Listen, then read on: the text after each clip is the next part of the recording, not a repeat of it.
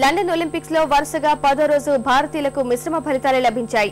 మహిళల బాక్సింగ్ లో మేరీకోమ్ పతకం ఖాయం చేయగా మరో మెడల్ పై ఆశలను విజేందర్ అడియాసలు చేశాడు. డిస్కస్ త్రోలో వికాస గౌడ ఫైనల్స్ కు అర్హత సాధించగా షూటింగ్ లో గగన్ నారంగ్, సంజీవ్ రాజ్పుట్, మానవ్జిత్ సింగ్ నిరాశపరిచారు. ఇటు బాక్సర్ వికాస్ కృష్ణన్ తరపున భారత్ చేసుకున్న అప్పీల్ ను court of arbitration for sports తిప్పి పంపింది.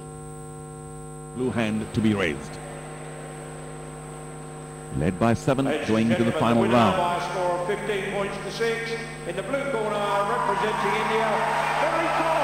15-6 the final verdict. A 9-point victory for India's Mary Kom.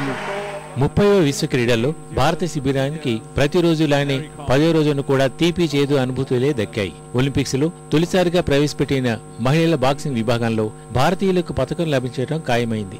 5 సార్లు మహిళల బాక్సింగ్ ప్రపంచ ఛాంపియన్ గా నిలిచి భారత ఆశాకిరణంగా బరిలో దిగిన మణిపూస మేరీకోమ్ సెమీ చేరుకుంది. సెమీస్ ఓడిన ఈ భారత బాక్సర్ కు కాంస్యం లభించడం ఖాయం. 51 కేజీల విభాగంలో బరిలో దిగిన మేరీకోమ్ క్వార్టర్ ఫైనల్లో ట్యునీషియా బాక్సర్ రహేలీపై 15-6 తేడాతో ఘన విజయం నమోదు చేసింది. ఆరంభం నుంచే ప్రత్యర్థిపై విరుచుకుపడిన మేరీకోమ్ తొలి రౌండ్ 2-1తో, రెండో రౌండ్ 3-2తో ముగించింది. ఇక మూడో రౌండ్ లో ఏకంగా 6-1 ఆధిక్యం అందుకున్న ఈ భారత బాక్సర్ ఆఖరి రౌండ్ లో 4-2 ఆధిక్యంతో సెమీస్ కు దూసుకెళ్లింది.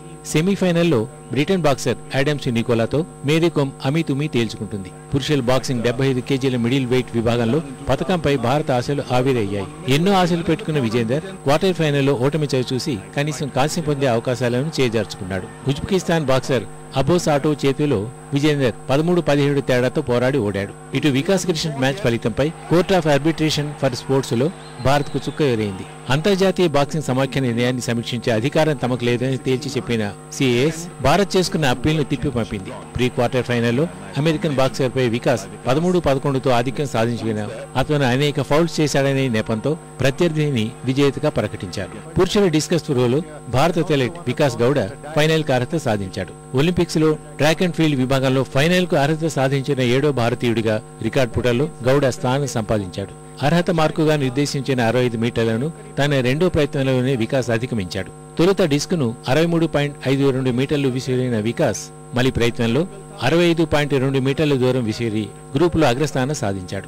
50 మీటర్ల రైఫిల్ ఫ్రీ పొజిషన్స్ లో భారత షూటర్లు గగన్ నారంగ్, సంజీవ్ రాజ్పుత్ తీవ్రంగా నిరాశపరిచారు. పేలవ ప్రదర్శనతో ఈ ఇద్దరు ఫైనల్ చేయలేకపోయారు. క్వాలిఫైయింగ్ లో 1164 పాయింట్లతో నారంగ్ కేవలం 20వ స్థానంతో సంతృప్తి పడగా రాజ్పుత్ 1161 పాయింట్ల స్కోర్ చేసి 26వ స్థానం అందుకున్నాడు. పురుషుల ట్రాప్ ఈవెంట్ లో మానవ్జిత్ సింగ్ పోరాటం కూడా క్వాలిఫైయింగ్ రౌండ్లోనే ముగిసిపోయింది.